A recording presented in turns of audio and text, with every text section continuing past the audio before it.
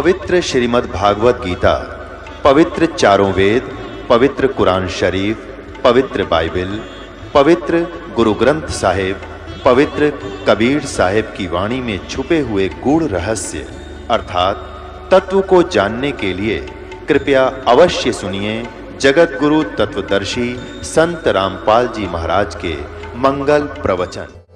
कोई ना कोई काल प्रेरणा से दूसरा राजा आके उस पर आक्रमण कर देता है, उसकी नींद हराम हो जाती है, मारा जाता है, लुट जाता है, बच जाता, जंगलों में धक्के खाता है, तो अब बैटरी उसकी समाप्त होगी और मृत्यु के उपरांत राजा गधे की योनि में जाता है। तो यहां परमात्मा कहते हैं, अगम निगम को खोज ले, बुद्धि विवेक विचार, उदय अस्त का राज मिले, तो बिन नाम बेगार। कितना सटीक उदाहरण दिया है परमात्मा ने कि जरा सा बुद्धि से काम ले मानव, अगम निगम को खोज ले, अपने भविष्य को विचार कर, और बुद्धि विवेक विचार, उदय अस्त का राज मिले, तो वे नाम बेगार। यदि पृथ्वी पति बन जावे, उदय यानी जहां से सूर्य उदय होता है और अस्त होता है, अर्थात पूरी पृथ्वी पर जिसका शासन हो, उसको उदय अस्त का राजा कहते हैं। उदय अस्त का राज्य मिले तो बिन नाम बेगार। अब बेगार तो अब शायद किसी बच्चों को ना याद हो, डिफाइन करना पड़ेगा उसको। पहले सन 60 के बाद 66-67 में 68 के अंदर हरियाणा में प्रांत अलग हो गया था, इसमें इतना विकास नहीं था, सड़कें बन गई। फिर ये 3 व्हीलर चला करते थे पेट्रोल के, ये बड़े बड़े जिनको 3 पहियों वाले 3 व्हीलर के बड़े वाले, और वो गांव से शहर में जाया करते थे। हमारे गांव से 2 3 व्हीलर चला करते थे।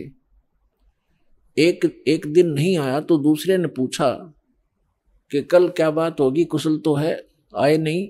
तो उसने कहा कि कल मैं बेगार में फंस गया था। बेगार क्या होती थी? पहले पुलिस वालों के पास ये अपने सरकारी व्हीकल नहीं होते थे, जीप वगैरह, ये ऐसे ही किसी की जीप पकड़ लेते, एक दिन किसी का 3 व्हीलर पकड़ लेते, कोई 4 व्हीलर जबरदस्ती ले लेते, और उसको सारा दिन अपना जो भी उनके काम होते 10-5 गांवों में, कितना रेड मारनी होती, कितना शराब पकड़नी होती, कोई चोर पकड़ना होता या क्रिमिनल आदमी पकड़ने होते, तो उनको ले जाते थे। वो पेट्रोल भी अपने पल्ले से डाला करता व्हीकल वाला, और सारा दिन उसका पहिया नहीं टेकने देते। आम व्यक्ति को तो ऐसे लगे जैसे बड़ी स्पीड से जा रहा है, कोई अच्छी कमाई कर रहा होगा वो 3 व्हीलर वाला, और वो फंस रहा था बेगार में। तो वो बता रहा था कि कल मैं 200 रुपये अपने घर से लगा कर आया हूं, यानी उस समय के 200 रुपये आज के 20,000 भी मेरे ख्याल में कम होंगे। कहता 200 रुपये का पेट्रोल अपने पल्ले से लगाया, सारे सुबह ले गए मुझे पकड़कर 6 बजे, रात के 11-12 बजे छोड़ा मुझे। 200 रुपये का तेल लग गया और पल्ले से रोटी खानी थी, तो कल मैं बेगार में फंस गया। अब क्या था कि सारा दिन वो चलता तो खूब दिखाई दिया, पहिया टेका नहीं, बहुत स्पीड, इधर चल उधर चल, और इनकम 1 नए पैसे की नहीं थी, खर्चा सारा का सारा था। इसको कहते हैं बेगार। तो जो राजा लोग या सेठ या अन्य कोई भी व्यक्ति समझो, अब जब राजा को ही इसलिए लिया जाता है, बाकी अन्य नागरिक तो अपने आप अपने औकात से परिचित हो जाते हैं। जब राजा भी जो भक्ति नहीं करता, वो भी बिगाड़ कर रहा है, तो आम व्यक्ति भी उससे अपनी तुलना कर सकता है कि जो भक्ति नहीं करता और केवल माया जोड़न में लाग रहा है, तो वो राजा पूर्व जन्म की जो पुण्य कर्मों की कमाई थी, उसके आधार से, उस पूंजी से उसके खूब ठाठ बाट दिखाई देते हैं, जय जयकार हो रही है, जहाँ जाते हैं माला डालने वाले और जयकार करने वाले हैं, बैंड बाजा बजाने वाले खूब हैं उसके आगे पीछे। और वो भोली आत्मा अपने पूर्व जन्म की वो बैटरी को, अपने पूर्व जन्म की कमाई को समाप्त कर रहा है, आगे चार्जर है नहीं, यानी भविष्य की भक्ति वो कर नहीं रहा, तो वो राजा बेगार कर रहा, बेगार अपनी पूंजी को नाश कर रहा है और पल की चैन नहीं। तो यहां गरीबदास साहिब जी परमात्मा से प्राप्त ज्ञान के आधार से कहते हैं, अगम निगम को खोज ले, बुद्धि विवेक विचार, उदय अस्त का राज मिले, तो बिन नाम बेगार। पुण्यात्माओं, कलेजा हिल जाए इंसान का, जरा सा सोधी में हो, जरा सा भी विवेक रखता हो। हमारी बुद्धि पर पत्थर पड़ चुके हैं। हम पूर्ण रूप से कितने विद्वान पाक रहे हो, चाहे इंजीनियर बन गए हैं, चाहे हम डॉक्टर बन गए और चाहे प्रधानमंत्री बन गए, हम भक्ति मार्ग में शून्य है, अध्यात्म मार्ग हमारा शून्य है। और किसी की पूर्व जन्म की प्रेरणा से वो की ट्राई भी कर रहा है तो वो केवल डले ढो रहा है शास्त्र विरुद्ध साधना करके। तो सौभाग्य आपका, आपको एक ज्ञान सुनने को मिला। धन्यवाद करा करो उस परम पिता भगवान कबीर साहिब का कि ये ज्ञान आप तक पहुंच चुका है। इस दास को पता है, या मेरे साथ जब से लगे हैं आपके भाई बहन कितना संघर्ष करके आप तक ये ज्ञान पहुंचाया। न ये काल के दूत, ये दुष्ट लोग इस ज्ञान को ऊपर नहीं आने दे रहे थे। 600 वर्ष पहले परमात्मा आकर चले गए, क्योंकि अशिक्षित थे हमारे पूर्वज, और इन दुष्ट लोगों ने हमारे तक वो परमात्मा का ज्ञान नहीं आने दिया। ये कह करके कबीर तो अशिक्षित है, ये ब्रह्मा विष्णु महेश की निंदा करता है, ये देवताओं की निंदा करता है, इसको मारो पत्थर, इसको भगा दो। और जब से इस दास पर दया हुई परमात्मा की, या दास की नींद खुली और ये तत्व ज्ञान हुआ, उसी दिन से बेचैनी बन गई। जिसको समझाऊं उल्टा पड़े। कबीर साहब कहते हैं, साच कहूं जग मारण आवे, और झूठ कही ना जाइयो, और साच न पूरा पावते झूठों जगपति आइयो। तो पुण्यात्मा, सन 1994 में परम पूज्य मेरे गुरुदेव जी ने नाम देने का आदेश दिया था। उस दिन से आज तक ये दास जानता है कि कितने संघर्ष करके आप तक परमात्मा का यू ज्ञान पहुंचा पाया हूं। इन दुष्ट लोगों ने इतने बाधाएं की, जेल तक भेज दिया, झूठे केस बनाकर, झूठी अफवाहें फैलाकर, रामपाल गुंडा है, भुंडा है, इन्होंने बताया 1 नंबर का आदमी है और सारे विश्व के कल्याण के लिए प्रयत्नशील है।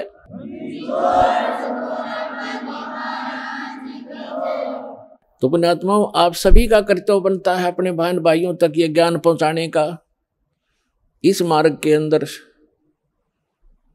सबसे पहला आपको सहनशील बनना पड़ेगा, क्योंकि ये ऐसा ज्ञान है जो भी सुनता एक बार उसमें तूफान आता ही आता है। जैसे आप अपने छोटे भाई बहन को या बच्चे को कोई मेडिसिन खिलाते हो और उसकी जीभ पर रखते वो थूक भी देता है और रोता भी है, और अपने माता पिता के कपड़े भी पकड़ देता है, मेरा मुंह खराब हो गया, कोई बात नहीं, प्यार से, फिर अपना ही तो है जो ऐसा कुछ कर रहा है, विरोध वो अपना ही था, उसी के प्रयत्न कर रहे हैं, उसी के लिए आप, उनकी जीवन रक्षा के लिए। तो उसको फिर धीरे धीरे वो टैबलेट, इंजेक्शन वो लाने पड़ेंगे, उसको खिलाना ही पड़ेगा, तो तब जा करके वो स्वस्थ होगा। तो इसलिए प्रत्येक का कर्तव्य बनता है परमात्मा के इस मार्ग में सहयोग देने का। लेकिन इस मार्ग के अंदर हम भक्त हैं, भक्त का लड़ाई करना फर्ज नहीं होता। परमात्मा खुद आए थे और उनके साथ कितनी बदतमीजियां की थी, उस परमेश्वर कबीर जी ने किसी को बद्दुआ भी नहीं दी, ऐसे बदसलूक किए थे। कभी बताया करेंगे, क्योंकि पहले तो आपको ये ज्ञान समझाते हैं, वेद पुराण गीता से आपको परिचित कराते हैं, ताकि फिर आपकी बुद्धि ये स्वीकार कर ले वह कि कबीर इज गॉड। जिस दिन आपको यह समझ में आ जाएगा कबीर इज गॉड, वो धानक रूप रहा करतार, काशी वाला धानक, ये समर्थ शक्ति है तो है ही, लेकिन हमारी समझ में जिस दिन आ जाएगा, फिर उसके बाद परमात्मा की केवल वो महिमा सुनाया करेंगे। परमात्मा की अमर वाणी से आपकी आत्मा भी भोर हो जाया करेगी, आंखों से आंसू पड़ा करेंगे। और उसके बावजूद इतना कुछ तंग किया मालिक को, उनकी कथा कभी सुनते हैं, पढ़ते हैं तो आंखों से आंसू नहीं रुकते, कलेजा फटने को हो जाता है। और एक सबसे बड़ी बात ये देखिए, उनको परमात्मा ने किसी को बद्दुआ तक नहीं दी, नहीं तो वो समर्थ हैं, 1 सेकंड में पृथ्वी को नाश कर दें, दूसरी सेकंड में एज इट इज धर दें। ये इतने सक्षम है कबीर भगवान। लेकिन उन्होंने उनको बद्दुआ नहीं दी, क्योंकि वो उनको मालूम था कि ये मेरे ही बच्चे हैं, इन्होंने भांग पी रखी है काल भगवान की, और इन दुष्ट लोगों ने मेरे बच्चों को मेरा विरोधी बना दिया है, काल के दूतों ने। और वो काल के दूत कौन है? वो गुरु पद पे, वो भी तो परमात्मा के बच्चे हैं। तो पुण्यात्मा, जब आपकी बुद्धि, आपका विचार सतर इतना ऊपर उठ जाएगा, तब हम आगे बढ़ पाएंगे। ना तो रोज की किसी गेल मरले लड़के ये तो तैयार बैठे हैं। तो हमने अपने मिशन को सफल भी करना है, अपने आप को बचा के भी रखना है, और परमात्मा के ज्ञान को उसके बच्चों तक पहुंचाना है। कहते हैं आत्म प्राण उद्धार ही ऐसा धर्म नहीं, और जीव का उद्धार करा दे इससे बड़ा कोई पुण्य नहीं है। देखो, पुण्य तो वो भी है जैसे पक्षियों को दाने डाल दिए, कोई गौशाला धर्मशाला बनवा दी, कोई कुआं खुदवा दिया है, कोई बाग बगीचे लगा दिए, कोई भंडारे कर दिए, वो तो अच्छी बात है, कर दिए। और जैसे आज तो आपने पक्षियों को दाने डाल दिए, और वो पक्षी अगले जन्म में बन गया सूअर, फिर क्या डालेंगे? आज तो हमने उस पशु के लिए गौशाला बनवा दी, गऊ है, और अगले जन्म में वो सूअर बन गई, सूअरी बन गई, फिर क्या क्या सेवा करेंगे इसकी? तो उसका एक तरीका बताया कि जो मानव शरीरधारी प्राणी है, इसमें उद्धार हो जाएगा इनका, इस परमात्मा की शरण माने से, कबीर भगवान की शरण माने से या सतभक्ति करने से उस आत्मा का फिर उद्धार हो जाएगा। वो ना गधा बने, ना पशु बने, ना सूअर बने, और फिर सतलोक चली जाएगी। अब कितना झंझट मिट गया। अब कहते हैं सतगुरु के उपदेश का लाया एक विचार, जय सतगुरु मिलते नहीं जाते नरक द्वार। नरक द्वार में दूत सब करते खेचा ताण, उनसे कभू ना छूटता फिर फिरता चारों खान। चार खानी में भ्रमता कभू न लगता पार, सो फेरा सब मिट गया हमारे सतगुरु के उपकार। क्या बताना चाहते हैं कि एक जीव को, एक मानव शरीरधारी प्राणी को और परमात्मा की शरण में ला देने से, ये सतभक्ति प्राप्त करवा देने से उस लाने वाले को इतना पुण्य होगा जैसे करोड़ गौओं को कसाई से कटने से बचा कर और चरागाह में छोड़ देने का होता है। इतना पुण्य उस मार्गदर्शक को होगा जो सतलोक आश्रम बरवाला का राह बता देगा, यहाँ का ज्ञान सुना देगा, उस जीव को यहाँ नाम दिला देगा।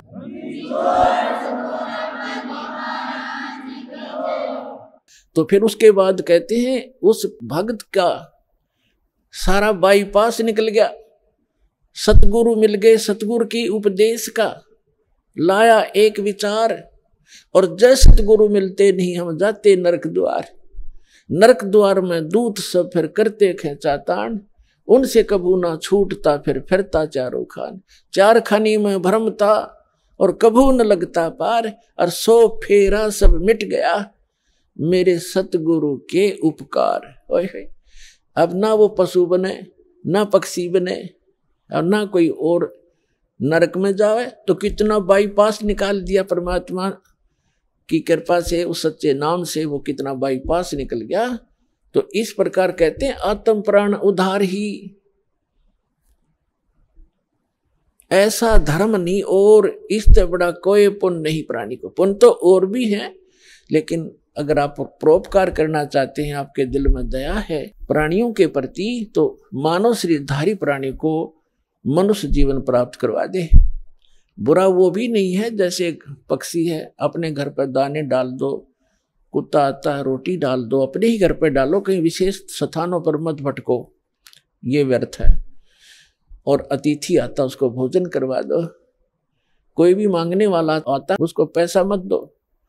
कई भक्त कहते हैं ये तो फिर हमारे दिल में दया खत्म हो जाएगी यदि हम भिखारी को पैसा नहीं देंगे।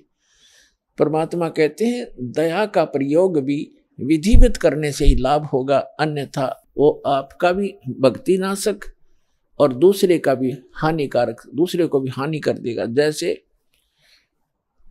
एक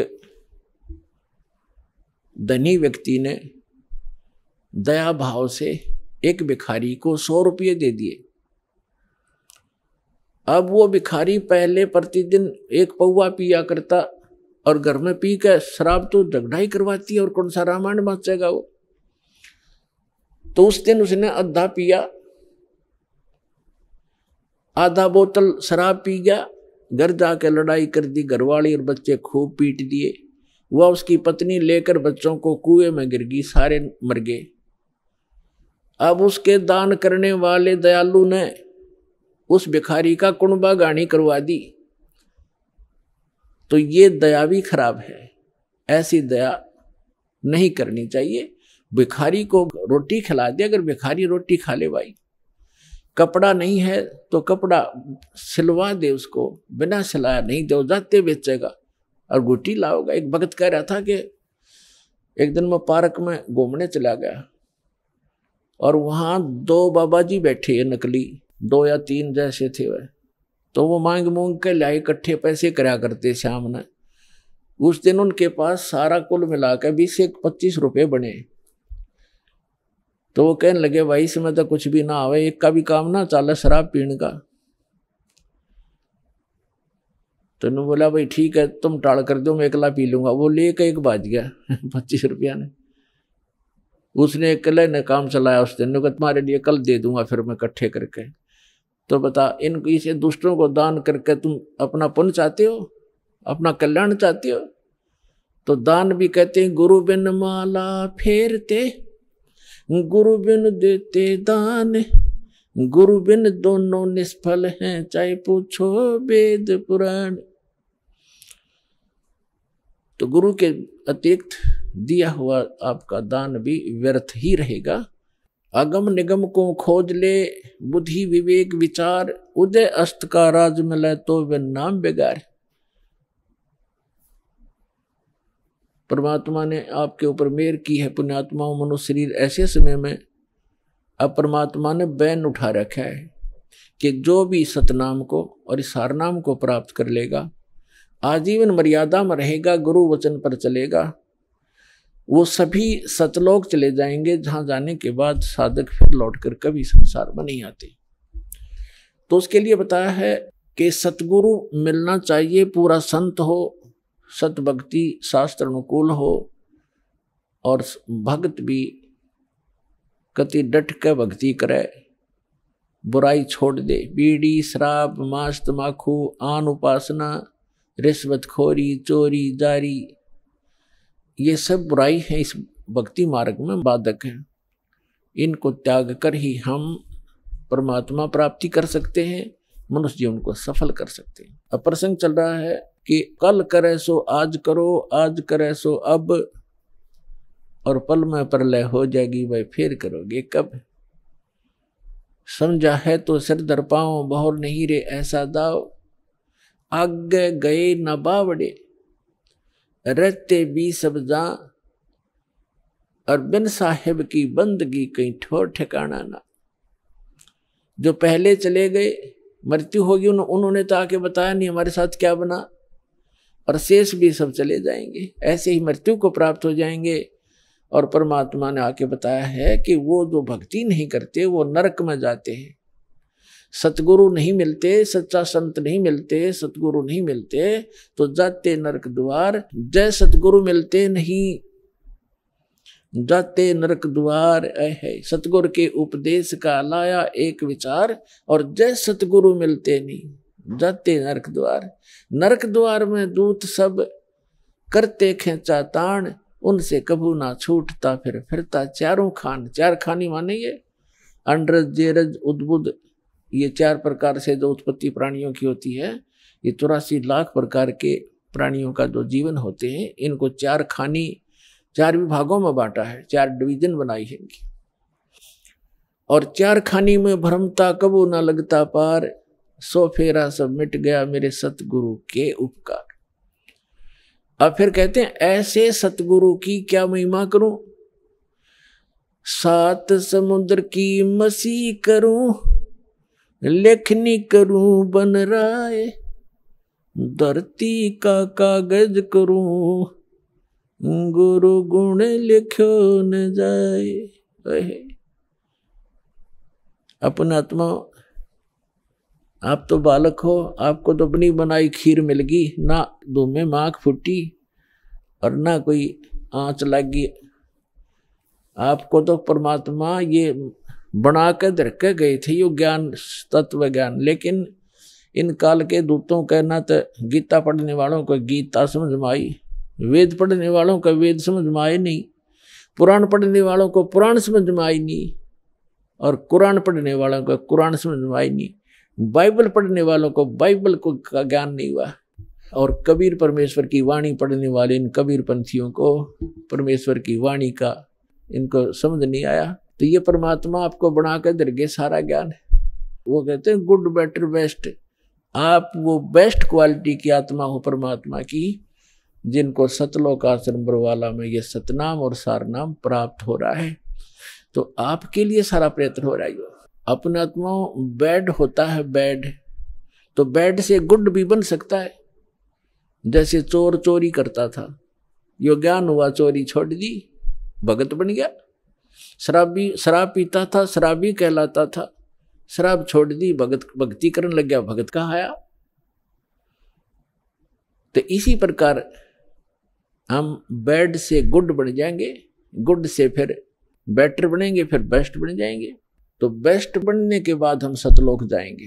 तो जिनको सतलोक आश्रम बरवाला प्राप्त हुआ, मर्यादा में रहे, सतभक्ति करते रहे, तो वो बेस्ट क्वालिटी की हंस आत्मा है भगवान की, और उन पर विशेष रजा है परमात्मा की। परमात्मा हमें आकर ज्ञान देते हैं, रह रहकर समझाने की चेष्टा करते हैं। 7 समुद्र की मसी करूं और लेखनी करूं बन राय। किसी भी एक मान ले पेड़ को काट कर रख लो और उसकी छोटी छोटी टहनी, बड़े तने सबको चीर चीर कर कलम बना कर रख दे, ढेर लाग जाएगा। और परमात्मा कहते उस एक पेड़ की सब कलमों को लिखना शुरू कर दे। धरती जितना बड़ा कागज हो, 7 समुद्रों जैसी इंक हो, स्याही हो, तो कहते ये सब लिखते लिखते कलम घिस जा, 7 समुद्र की इंक भी समाप्त हो जावे। ऐसे सतगुरु के गुण लिखे नहीं जा सकते। अब क्या लिखोगे? एक कुत्ते का जीवन लो, उस कुत्ते के जीवन में क्या क्या कष्ट उसको होते हैं। सारी रात तो भौंकता है, उसकी एक स्वभाव बना रखे, सारी रात भौंक के उसकी आंख इकट्ठी हो जा, भूख लगे जोर की, और सुबह वो क्या करता है, किसी का दरवाजा खुलता है गली में, ऐसे देख जाकर सीधा भागता है किधर, रसोई से महक आ रही होती है उसको, कोई बासी टुकड़े की, या वैसे ताज़ा बना रहे हो, तो दाव लगाकर रसोई में घुसने की चेष्टा करता है। अब रसोई में कौन घुसने दे उसके, या तो लठ मारेंगे या फेंक कर मारेंगे, कोई ना ठहरता है। एक घर में गया, उसका लठ लग गया, फिर ट्या ट्या करता हुआ दूसरे में गया, दूसरे में गया, दूसरे में उसका भाग, उसने कोई टूक मिले, फिर जूत मिले, और उसमें भी लठ लग गया, तो फिर भूख तो उसको लगी है, वो फिर कहाँ जाता है, बाहर खेतों जंगल में जहाँ लोग फ्रेश होकर आते हैं, वहां जा करके फिर वो गोबर खाता है। और पहले वो मनुष्य जीवन में अफलातून बना फिरा था, कहे से भी ना समझ में आवा कि ये दुख हो जाएगा आपके जीवन को। तो पुण्यात्मा सौभाग्य आपका, आपका बात समझ में आ गई कि जो संतों ने वचन बोले वो सारे साचे हैं, और आपका कल्याण हो गया। तो इस प्रकार उन दुखों को याद करके और लिखा जाए, तब कहते हैं परमात्मा, सतगुरु के सजदा करूं ये कर्म छुटाए कोट, और जो ऐसे सतगुरु की निंदा करे फिर जम तोड़ेंगे ओठे। परमात्मा अपनी महिमा बताते हैं और अपने दास को जो भेजते हैं उसके बारे में बताना चाहते हैं कि सतगुरु के सजदा करूं, कुर्बान हो जाऊं उस संत के ऊपर जिसने कर्म छुटाए कोट, बीड़ी शराब मांस तमाकू भूखी सुल्फा, गांजा, भांग और ये चोरी, जारी, बुराई, बकवास, छुटवादी जो हम सने पड़े थे गंदों में, निर्मल किया और फिर सतनाम दिया। कहते हैं सतगुर के सजदा करो, ये कर्म छुटा एक कोट। और ऐसे संत की जो निंदा करे, कहते फिर जम तोड़ेंगे होठ। यम के दूत ऐसे मारेंगे लठ, होठों पर लगे चाहे सिर में लगे, वह आगा पीछा नहीं देखेंगे ऐसे व्यक्तियों के। तो यहां परमात्मा कहते हैं गुरु मानुष कर जानते, ऐसे संत को कहते हैं मानुष मत गिनना।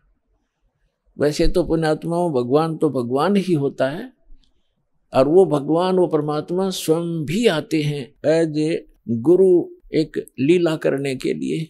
और जब वो स्वयं आए थे उसमें हम यही मार खा गए थे ना। 64 लाख से सोना एक गरीब आदमी का, एक झोपड़ी में बैठ के कपड़ा बुनने वाले व्यक्ति के 64 लाख सेस हो जाना, ये एक अजूबा है जैसे हमारी बुद्धि काम करती होता है।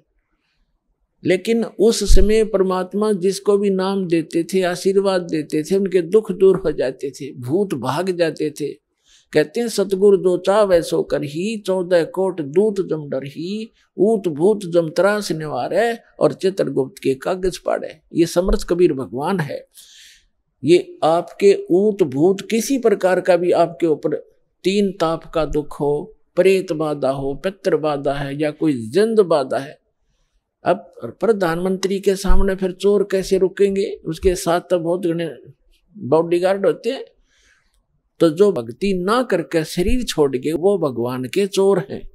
जिन हर की चोरी करी और गए राम गुण भूल, ते बिदना बागुल किए रहे उर्द मुख चूल। तो ये परमात्मा ऊत भूत जमत्रास निवार है। यम के दूत भी निकट नहीं आ सकते। कहते सतगुर सरना आए के। और धर्मराज डर कैसा?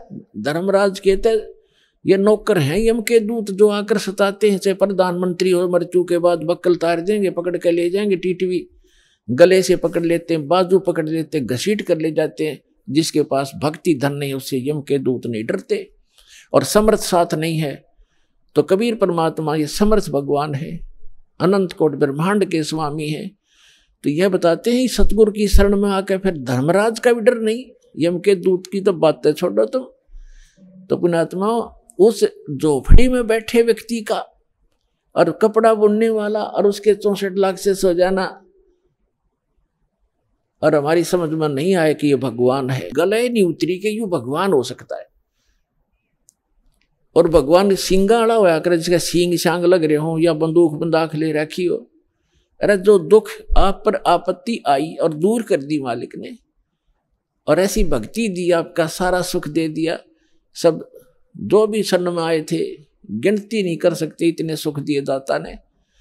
और लेकिन उन सिरफरों के बकाए हुए ये कह दिया करते नहीं, यो तो वैसे सिद्ध पुरुष है, कोई सिद्धि शादी जानता है, ये भगवान थोड़ा ही हो सकता है। हम मान्य करते भगवान श्री राम और श्री कृष्ण, जिसके हाथ में तीर, सुदर्शन चक्र और हनुमान जी के पास गदा और माता ले 8 हाथों में हथियार, तो हम इसे ईशान भगवान मानना थे। या बुद्धि पर पत्थर पड़ रहे थे, इसी कारण से हम फेल रहे। तो हम उसी समय इसलिए मार खा गए कि हमने भगवान को भगवान नहीं माना। तो परमात्मा एक वाणी लिख कर गए हैं कि गुरु गोविंद कर जानियो, रहियो शब्द समाए, मिले जब दंडवत बंदगी, नहीं पल पल ध्यान लगावे। गुरु जी को गोविंद कर मानना, भगवान मानकर उसके साथ व्यवहार करना, ट्रीट करना। गुरु गोविंद कर जानियो और चलियो आज्ञा माँ, मिले तो दंडवत बंदगी, नहीं तो पल पल ध्यान लगा। जब भी आपको मिले दंडवत प्रणाम करें और गुरु जी को परमात्मा मानना। वो खुद तो भगवान थे ही, लेकिन अब अपने दास को भेजा है परमात्मा ने, तो इसलिए कि आपका जो भाव है वो बना रहेगा। जैसे गणित के अंदर एक प्रश्न आता था ब्याज का, ऋण का, तो उसमें मूलधन ज्ञात करना होता था। मूलधन तो होता था वो करोड़ों और अरबों रुपए का। उस करोड़ों और अरबों रुपए के मूलधन को प्राप्त करने के लिए मानना पड़ता है, मान लीजिए मूलधन 100 रुपये, वो 100 रुपये मूलधन नहीं है, लेकिन वो सपोज करना पड़ेगा उस प्रॉब्लम को सोल्व करने के लिए। तो ये समझ लेना पुण्यात्माओं, परमात्मा की वाणी है कि गुरु गोविंद कर जानियो और रहियो आज्ञा माही, मिले तो दंडवत बंदगी नहीं पल पल ध्यान लगाए। अब जैसे आप यहां से जाओगे शरीर छोड़ के, ये तो छूटेगा, आपको मालूम है सबको। हम चाहते तो नहीं है कभी मृत्यु हो, लेकिन या तो होगी वो मालिक के आधार पे है। अब तो आप भक्त हो गए, आपकी मृत्यु तो भगवान कबीर साहब के हाथ में है। आप कहोगे तब होगी, कई बार कह लोगे जब होगी। अब काल नहीं मार सकता आपको, अकाल मृत्यु नहीं मर सकते आप, अगर नियम ठीक रखोगे।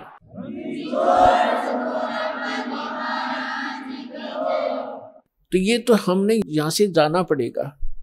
जब आप यहां शरीर छोड़कर जाओगे तो ऊपर जाकर के जहां भी आप देखोगे ये दास के रूप में वो कबीर परमेश्वर आपको खड़े दिखाई देंगे।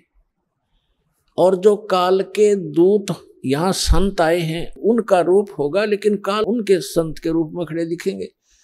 तो वहां जिस गुरु की वो शरण में है तो वहां जाकर अपने गुरु जी के पास ही जाते हो, तो सीधे के अपने वो खड़े गुरु जी, तो अब उसके शेष सारे उस गुरु के पास, उसके शेष उस दूसरे गुरु के पास।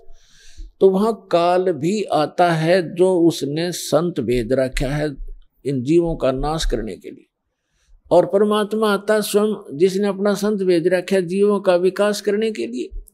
तो इस दास के रूप में आपको वहां परमात्मा मिलेंगे। आपको एक और हिदायत दी जाती है कि जब आप गुरु जी के पास जाते हो, प्रणाम करते हो, तो उसमें एक अभ्यास बनाओ कि सतनाम का सुमरण अवश्य करें। प्रथम नाम मिला है तो प्रथम का अवश्य करें। जैसे प्रणाम करते करते भी आप एक सांस का सेवन आसानी से कर सकते हो। और उससे क्या होगा, जैसे यहाँ तो आपका अभ्यास बना रहेगा, भक्ति तो करनी है, तो उससे क्या होगा, जैसे आप वहां जाओगे, एक तिरकुटी, एक इंटरनेशनल एयरपोर्ट समझ लो तिरकुटी, जब वहां पहुंचोगे तो वहां आपको परमात्मा मिलेंगे इस दास के रूप में। और वहां काल भी धोखा देने के लिए इस दास का रूप बना सकता है। तो उसमें आप जी ने सिमरन करना है सतनाम का, क्योंकि वहां जाएगा तो सतनाम ही होगा आपके पास, सारनाम तो होगा ही होगा, सतनाम भी होगा। तो सतनाम का और सारनाम का जाप करना है। तो सतनाम का जाप करने मात्र से, और प्रथम मंत्र भी अगर प्राप्त है, इसमें प्रथम और लास्ट 2 मंत्र हैं इस 7 मंत्रों में, तो ये दोनों मंत्र भी गजब के मंत्र हैं। इनका भी जाप करने से क्या होगा, यदि सामने काल परमात्मा की बजाय स्वयं आकर के दास का रूप बनाकर खड़ा हो जाएगा, इस सिमरन से उसका तुरंत चेहरा बदल जाएगा, उसके ऊपर का आवरण हट जाएगा, उसकी वास्तविकता वो भूंडी शकल दिखाई देगी। फिर आप अपने आप दूर हो जाओगे, फिर इधर उधर देखोगे। अब थोड़ा सा एक प्रश्न सुनाते हैं आपको, क्योंकि सत्संग के अंदर बहुत से हिदायत देनी पड़ती है। तो ये सुमन करने से भी अगर शकल नहीं बदलती है तो आपके ओरिजिनल गुरुजी और ओरिजिनल गॉड है। एक समय एक चंद्र विजय नाम का राजा था, उसकी इंद्रमती नाम की एक रानी थी, और वो बहुत भक्तनी थी भगवान की। पिछले जन्म से, पिछले पुण्य से ही अच्छी आत्माएं राजा बनती हैं, रानी बनती हैं, और इतना सुख होकर के भी जो परमात्मा की तरफ में भगवान की भक्ति में लगे होते हैं वो पुण्यात्मा विशेष होती हैं। वो माई जो है उसने एक गुरु बना रखा था। उस गुरुजी ने बता रखा था कि भगवान विष्णु, भगवान शिव की भक्ति करनी चाहिए, श्री राम की भक्ति करनी चाहिए, 68 तीर्थों पे जाना चाहिए, 68 तीर्थ करना चाहिए, एकादशी का व्रत रखना चाहिए। अब जैसे एक नियम है, कहते हैं धन चाहे तो दान कर और मोक्ष चाहे भज राम, तो हमने यहाँ इस काल के लोक में रहना है तो धन भी चाहिएगा और राम भी प्राप्त करना है, तो हमने दान भी करना है और सच्चा नाम भी जपना है। अब उसके गुरुजी ने बता रखा था कि बेटी पिछले जन्म में तैने बहुत पुण्य कर रखे हैं, घने धर्म कर रखा है, जिस कारण से तू रानी बन गई। आगे ऐसी ही अच्छा जीवन प्राप्ति के लिए आप साधु संतों को भोजन कराया कर बेटा। वैसे तो आए अतिथि को भी भोजन करा दे, उसका भी पुण्य है, लेकिन भगत संत को भोजन कराने का न्यारा फल मिलता है। जैसे आपके पास पशु हैं, भैंस या गाय, एक भैंस या गाय है जो दूध देती है, और अन्य भी पशु हैं जो अभी दूध नहीं दे रहे, वो भी अपने पालने ही पड़ते। अब एक तो उस दूध ना दे रहे पशु को जो चारा दिया जाता है, आहार खिलाया जाता है, वो भी हमारा कर्तव्य बनता है। लेकिन जो दूध वाले को जो चारा चराया जाता है, बिनौले खल आदि हम डालते हैं, तो वो तुरंत लाभ दे देता है। सुबह अच्छा भोजन कराओगे, चारा चराओगे, तो शाम में दूध घना पाओगे उसके।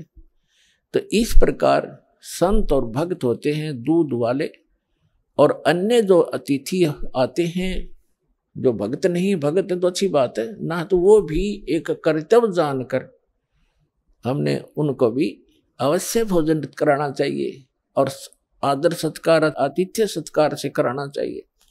लेकिन साधु संतों का भोजन कराया हुआ अत्यधिक लाभ देता है। अब साधु संत भक्त भले ही वो शास्त्र विरुद्ध साधना कर रहे हैं, लेकिन पूर्व जन्म के वो पुण्यकर्मी प्राणी हैं, वही भटक रहे होते हैं। कोई लाल पीले कपड़े पहनता है, कोई दाढ़ी बढ़ा लेता है, कोई मूंड मुड़ा लेता है, कोई तिलक लगाता है, जैसा भी उसको मार्गदर्शक मिल गया, क्योंकि उसको परमात्मा चाहिए, चाहे किसी भी भेख बनाने से मिल जाए, वो परमात्मा की तरफ तड़प रहा है। ऐसे को व्यक्ति को भोजन कराने से विशेष लाभ होता है, क्योंकि अब तो साधना ठीक है नहीं, लेकिन पूर्व जन्म की कमाई उसकी है, और वो भक्त भगवान का विशेष प्यारा होता है। चाहे आज वो किसी की पूजा कर रहा है, लेकिन वो भगवान कबीर साहब का ही बच्चा है। तो इसलिए ये एक नियम है। इस नियम के आधार से उस संत ने अपनी शिष्या इंद्रमती से कहा था कि बेटा साधु संतों को भोजन कराने से अगले जन्म में भी तू रानी बन जाएगी। अब इनको ज्ञान इतना ही था कि रानी बन जा, रानी कब कितनी बार बनेगी, फिर गद्दी भी तो बनेगी वो एक दिन। वो समस्या इनका समझ में नहीं आ रही थी, अकिया भी पड़े गले में। ठीक है, जितना उनको ज्ञान था उस रानी को ज्ञान उसने दे रखा था। अब वो अपने गुरु जी के बताए मार्ग पर कति दृढ़ थी। अब क्योंकि वो ऐसी पुण्यात्माएं कबीर साहब के बच्चे हैं, परमात्मा कहते हैं दो जन मेरी शरण है, ताका हूं मैं दास और गेल गेल लाग गया फिरूं, साथ साथ फिरता रहता हूं जब तक धरती आकाश। आपको बहुत बार बताया, क्योंकि ये दातंग मार्ग है पुण्यात्माओं। आपने केवल कथाएं सुनी है, ये राम कृष्ण की, सुदामा और कृष्ण की, बेलनी और राम की, राम रावण की लड़ाई, महाभारत का युद्ध, ये भी एक इतिहास है, लेकिन ये अध्यात्म मार्ग नहीं था। अब ये है संपूर्ण अध्यात्म मार्ग ज्ञान, इसको बहुत प्रकार से समझाना पड़ता है।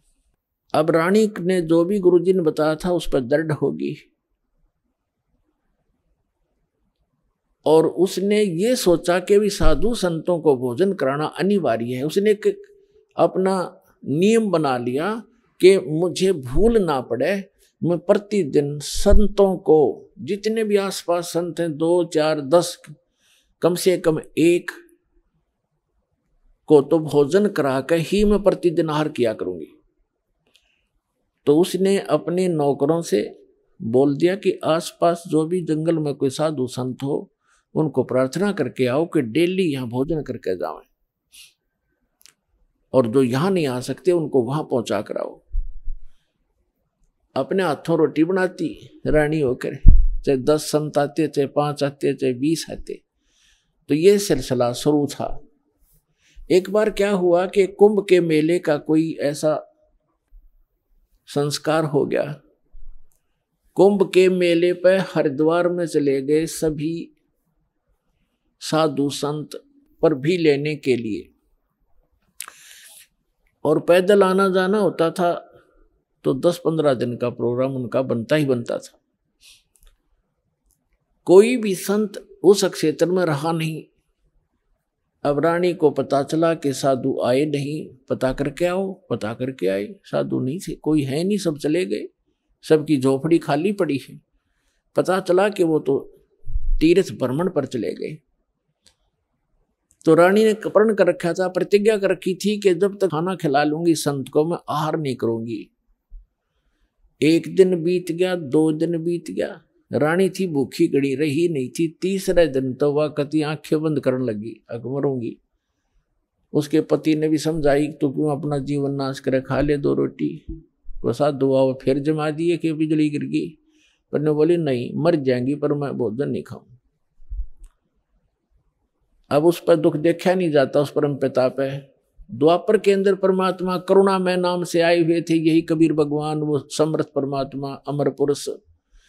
चारों युग में आते हैं परमात्मा। कहते हैं सतयुग में सत सुकृत कह टेरा, त्रेता नाम मुनिंद्र मेरा, द्वापर में करुणा में कहाया, और कलियुग नाम कबीर धराया। चारों युग में आया हूं मैं, परमात्मा कहा करते। तो द्वापर में वो करुणा में नाम से आए हुए थे। अब उसने देखा या मरेगी बोली भगतनी, एक साधु रूप बना के परमात्मा वहां दूर सी आते दिखाई दिए राजा के महल की तरफ ही। रानी ने कहा अपनी नौकरानी से कि बांदी है दासी, यदि तू अपनी रानी का जीवन चाहती है तो देख ले, कोई साधु संत तुझे दिखाई दे जा, नहीं तो आज शाम तक तेरी रानी प्राण छोड़ देगी। अब वो दासी दुखी होकर के ऊपर चढ़ गई महल की अटारी पर, और वो कहाँ देखा बेचारी, उसने क्या देखा कि सामने एक संत रूप में, सफेद कपड़े, दाढ़ी बड़ी हुई, सिर पे छोटे छोटे बाल हैं, आ रहा है एक सिंपल साधु, गले में माला टांग रखी। दाता ने थोड़ा ईसा दिखाया, जानो महात्मा सा भी जच्चा है ना, तो हम महात्मा उनको मानते हैं जिनकी दाढ़ी बढ़ रही हो, लंबे लंबे बाल हो, तिलक ला रखा हो, 5-4 माला डाल रखी हो, बिंदी बैंदी टिक्की ला रखी हो। तो परमात्मा ने इसीलिए वो थोड़ा सा वेशभूषा सी बना रखी थी। वो नौकरानी स्पीड तक नीचे आई और रानी से कहा कि एक महात्मा सा नजर आवा है, कपड़े तो लाल हैं नहीं पर सकल साधु जैसी लगती है, कहो तो लाऊं बुला के, अकेला बहन ले आ जैसा भी हो। अब वो नीचे गए, इतने परमात्मा भी महल के निकट से आ गए। नौकरानी ने प्रणाम किया और कहा महाराज आपको हमारी रानी याद कर रही है। परमात्मा ने पूछा आप कौन हो? कि मैं नौकरानी हूं। तो परमात्मा ने कहा बेटा रानी को यदि गरज है संत की तो यहीं आजा गली में, हम किसी के घर नहीं जाया करते, और हम घर जाओ और उसका पति कह दे तू आया किस लिए यहाँ, उसने गरज है तो यहाँ आ जाएगी। आइए अब हम उन श्रद्धालुओं के अनुभव जानते हैं जो जगत गुरु तत्वदर्शी संत रामपाल जी महाराज जी से दीक्षा प्राप्त कर चुके हैं तथा उनके द्वारा बताए गए भक्ति मार्ग पर चल रहे हैं। जी नमस्कार। नमस्ते सत साहिब सर। क्या नाम है जी आपका? राधा गणेश यादव। राधा जी कहाँ से आए आप? जिला सातारा महाराष्ट्र से। जी क्या करते हैं आप? मैं पहले एक कंपनी में अकाउंटेंट थी, अभी मेरा gents wear Kabir Sahib garment कपड़े का शॉप है खुद का। राधा जी संत रामपाल जी महाराज की शरण में आने से पहले आप क्या भक्ति साधना करते थे? जैसे हमारे घर में मतलब जैसे हमारे समाज में पारंपरिक भक्ति थी वो करती थी, और जो भी बड़े लोग करते हैं वह उनका ही देख के मैं भी गणेश जी की और गुरुदेव दत्त जी की भक्ति करती थी। मेरे को ना बचपन से ही भगवान बहुत प्रिय लगते थे। उनकी मूर्ति ना जहाँ कहीं भी मैं अपने पिताजी के साथ जाऊँ तो वहाँ से मूर्ति खरीद के लाती थी, घर में उनको बिठाती थी मंदिर में, और उनके साथ घंटों बातें करती थी कि आप भगवान हो, आप कभी तो सामने आओगे, ऐसे में भक्ति करती थी। तो मैं ऐसे ही बचपन से भक्ति करती थी। जैसे जैसे मैं स्कूल जाने लगी, बड़ी होने लगी, जब मैं कॉलेज में गई थी तब मैं महाराष्ट्र में संतों की भूमि है तो मैंने ज्ञानेश्वरी ग्रंथ पढ़ा, भगवत गीता पढ़ी, तो उसमें से मेरे को इंटरेस्ट आने लगा कि ये कुछ अच्छा है। तो मैंने उस पर स्टडी करना शुरू किया। जैसे कि वहाँ को रात को 9 से 12 बजे उनके प्रवचन होते थे, कीर्तन होते थे, वो मैं सुनने जाती थी, डायरी लेके जाती थी, मैं सब नोट करती थी कि वो एक अध्याय लेते हैं या फिर एक दोहा लेते हैं और उस पर वो विस्तारित से बात करते हैं, बताते हैं कि हमने कैसे जीवन जीना है, नहीं जीना है। तो मेरे को वो अच्छा लगने लगा, तो मैंने भी उस पर स्टडी किया और मैं भी खुद एक वक्ता बन गई, मैं भी प्रवचन करने लगी कॉलेज के टाइम में ही। तो मैं ऐसे देखती थी कि जब भी सारे श्रद्धालु आगे बैठते हैं और मैं प्रवचन करती हूँ तो वो मेरे से ये चाहते हैं कि ये हमें कुछ मतलब उनके जो दुख थे वो उनका दुख का निवारण मैं करूं, लेकिन मेरे को ही एक दुख था कि मेरे को भगवान चाहिए था जो मेरे को नहीं मिल रहा था। तो मैं उस बात से संतुष्ट नहीं थी कि जो मैं बता रही हूँ इनको ये सही नहीं है, मेरे को सही भगवान चाहिए, मेरे को भी कोई गुरु चाहिए, मैं खुद गुरु नहीं बनना चाहती थी। तो राधा जी, आपकी जो परमात्मा की तलाश थी वो कैसे पूरी हुई? जी, मेरी शादी होने के बाद, मैं बचपन से इतनी भक्ति करती थी, तो शादी होने के बाद 6 महीने में मेरे को उस घर में, मतलब जहाँ पे मेरी शादी हुई वहाँ पे मेरे को ये बात पता चली कि इनके घर में जो छोटा संतान है उसको कभी पुत्र प्राप्ति नहीं होता था। तो मेरे को तो ये बात सुन के बहुत डर लगा कि मैं तो भक्ति पहले से ही करती थी, तो मैंने और भक्ति बढ़ा दी। तो मेरे को ये बात था कि गुरु करना चाहिए, गुरु से मोक्ष मिलता है या गुरु करने से कुछ हमें लाभ भी मिलते हैं। जैसे कि मेरे को संतान नहीं था तो मैं इनकी खोज में थी ही, तो मैंने रत्नागिरी में जाके नरेंद्र महाराज करके है उनसे नाम दीक्षा ली, उनकी भक्ति करने लगी। उन्होंने कुछ गण गण गणात बोलते ऐसा मंत्र दिया, वो करने लगी। मैं साल भर वो मंत्र किया, इतने मन से किया, लेकिन फिर भी मेरे को संतान प्राप्ति नहीं हुई। इसके साथ मैं डॉक्टर को भी ट्रीटमेंट कर रही थी। जैसे कि मेरे हस्बैंड आर्मी में थे तो मैं हरियाणा, पंजाब, जहाँ भी उनके साथ जाऊँ, जहाँ जाऊँ वहाँ बड़े डॉक्टर को दिखा रही थी। जैसे कि मैं दिल्ली में भी आई थी तो सबसे बड़ा RR हॉस्पिटल करके है, वहाँ बहुत सारे बाहर से डॉक्टर आते, मतलब परदेशी से डॉक्टर आते, तो उनको भी दिखाया था। मेरे मतलब डॉक्टर लोग बोलते थे कि आपके रिपोर्ट्स नील है, आप में कोई ऐसा इशू नहीं कि आपको संतान ना हो, लेकिन फिर भी संतान नहीं हो रही थी। वैसे भी मैं आध्यात्मिक में ज़्यादा रुचि रखती थी, तो मैं भगवान पे भरोसा करती थी कि है भगवान तो वो मिलेगा। तो मैं ऐसे ही भक्ति करती रहती थी। तभी एक दिन मेरे हस्बैंड ने जम्मू कश्मीर से मेरे को फ़ोन किया और उन्होंने संत रामपाल जी महाराज जी के बारे में मुझे बताया कि ऐसे ऐसे संत हैं और उनका मैं आपको एक ज्ञान गंगा करके बुक कुरियर से भेज रहा हूँ, आप वो पढ़ना। उनके सत्संग आते हैं, उनके सत्संग आते वो भी सुनना, एक मेमोरी कार्ड भी लेना, मतलब डाउनलोड करना यूट्यूब से। ऐसे करके मेरे को उन्होंने सब बात बताया कि आप ढूंढ लो, सर्च करो तो आपको उनके सत्संग भी मिलेंगे। तो उन्होंने मेरे को बुक भेजा, तो मैंने वो बुक पढ़ना शुरू किया, फिर उनके सत्संग देखना शुरू किया। जैसे कि मैंने आपको बताया मेरे को आध्यात्मिक पहले ही रुचि थी, जो मैंने ग्रंथ भी पढ़े थे, तो अब मेरे समझ में आने लगा कि सच में इनमें तो संत रामपाल जी महाराज जी ने प्रूफ के साथ बताया है कि भगवत गीता में क्या है, ज्ञानेश्वरी में क्या है। और मैं जो पढ़ रही थी या मैं भी प्रवक्ता बन के किसी को सुना रही थी वो तो सब गलत था। जो मैं किसी को बता रही थी वो शास्त्रों के विरोध था। और जो मैं अभी ज्ञान गंगा बुक में पढ़ रही हूँ, जो मैं टीवी चैनल पे देख रही हूँ कि वो एक अध्याय का अर्थ प्रमाण के साथ बता रहे, तब वो बात मेरे समझ में आई। मैंने पूरा पुस्तक पढ़ लिया, उनका सत्संग भी सुना और ये सब ज्ञान समझ के मैंने संत रामपाल जी महाराज जी की नाम दीक्षा बरवाला आश्रम सतलोक हरियाणा में जाके 25 दिसंबर 2013 को मैंने जाके संत रामपाल जी महाराज जी से नाम दीक्षा ली। आपने बताया कि आपने संत रामपाल जी महाराज से नाम दीक्षा ली, आपने बहुत सारे गुरु बनाए, उनको अपनी समस्या भी बताई, लेकिन इसके बावजूद भी आपको कोई समाधान नहीं मिला। डॉक्टर्स के पास भी आप गए अपनी समस्या को लेके, बहुत सारा ट्रीटमेंट भी आपने करवाया, लेकिन जब आप संत रामपाल जी महाराज के आश्रम में जाते हैं तो आपकी संत रामपाल जी महाराज से क्या बात होती है? क्या उनसे आप मिल पाते हैं? क्या आपने अपनी समस्या संत रामपाल जी महाराज को बताई? जी, बहुत अच्छा क्वेश्चन किया सर आपने, क्योंकि मैंने जैसे आपको बताया कि मैंने पहले 2 गुरु किए थे।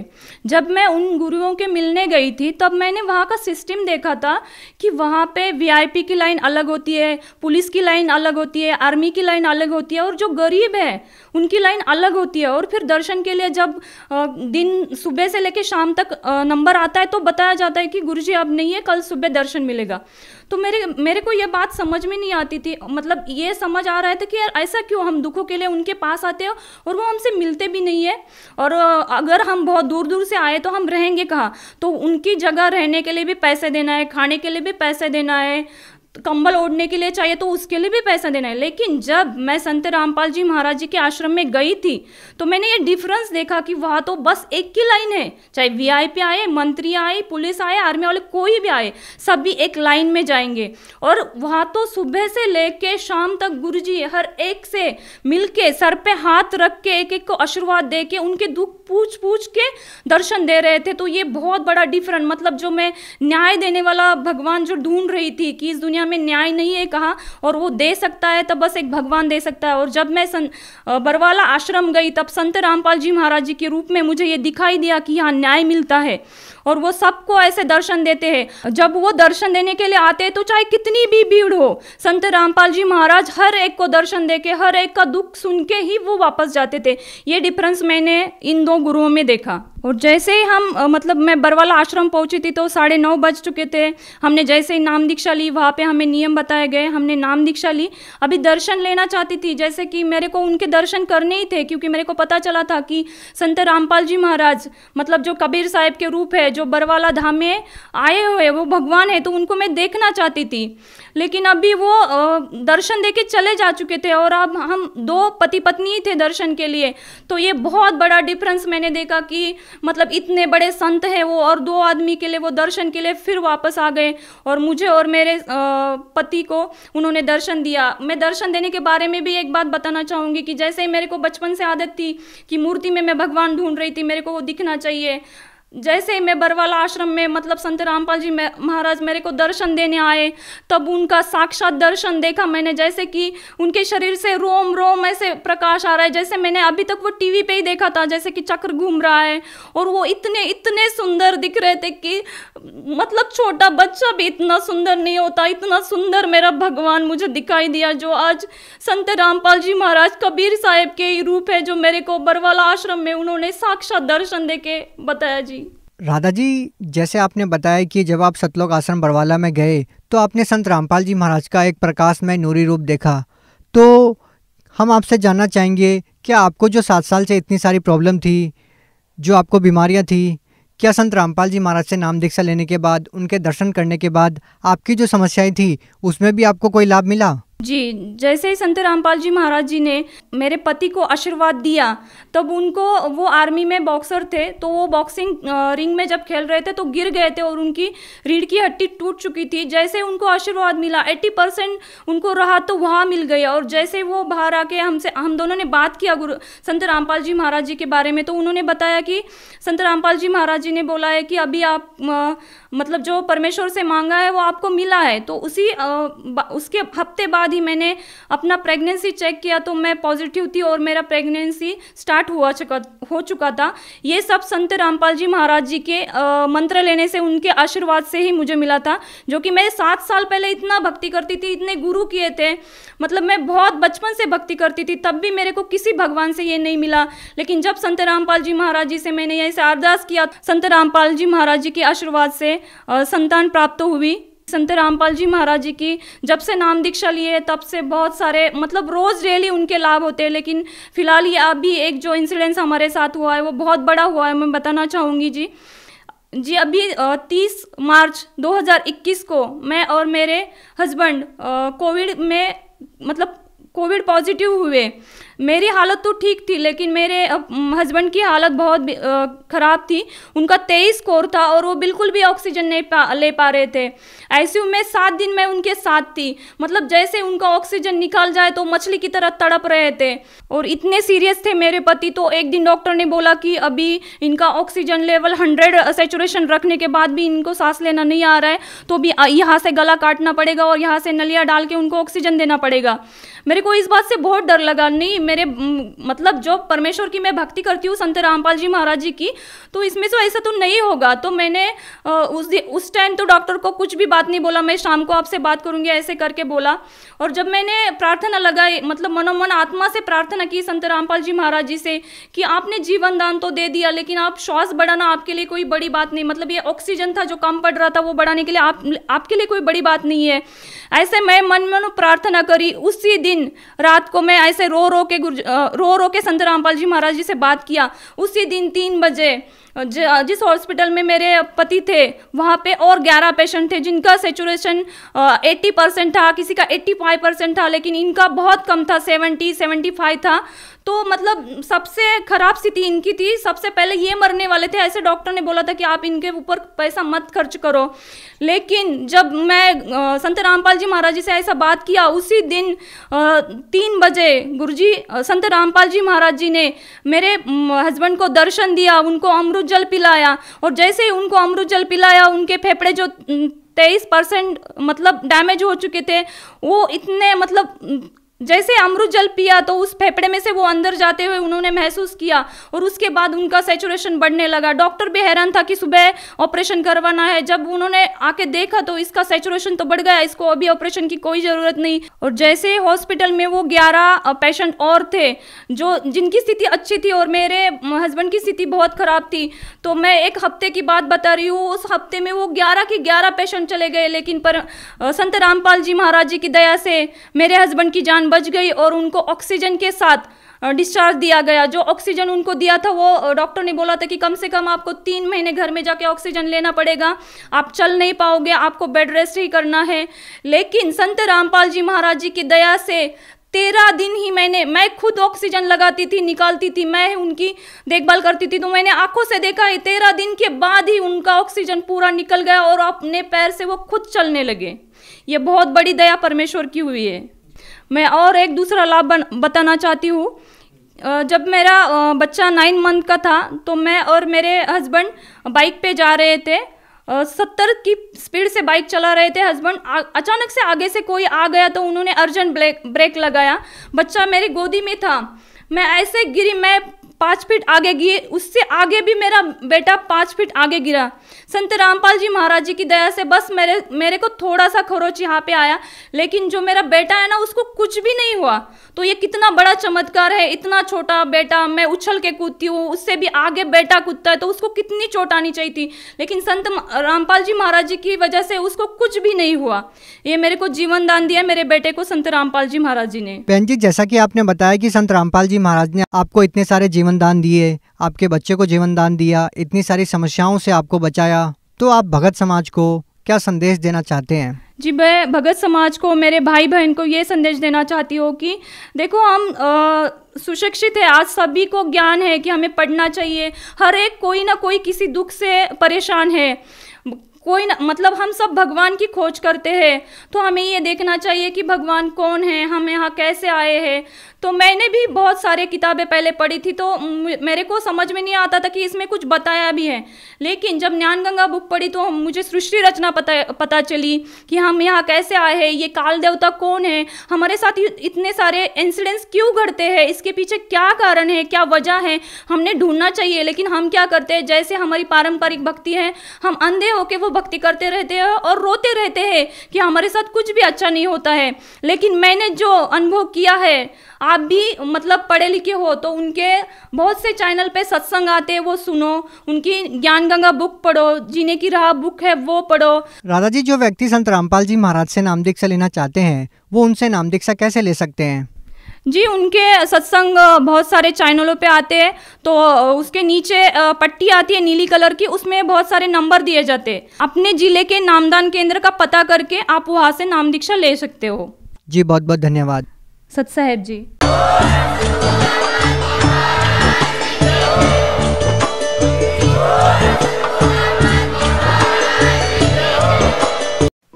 आप सुन रहे थे जगत गुरु तत्वदर्शी संत रामपाल जी महाराज के मंगल प्रवचन। अधिक जानकारी के लिए संपर्क करें।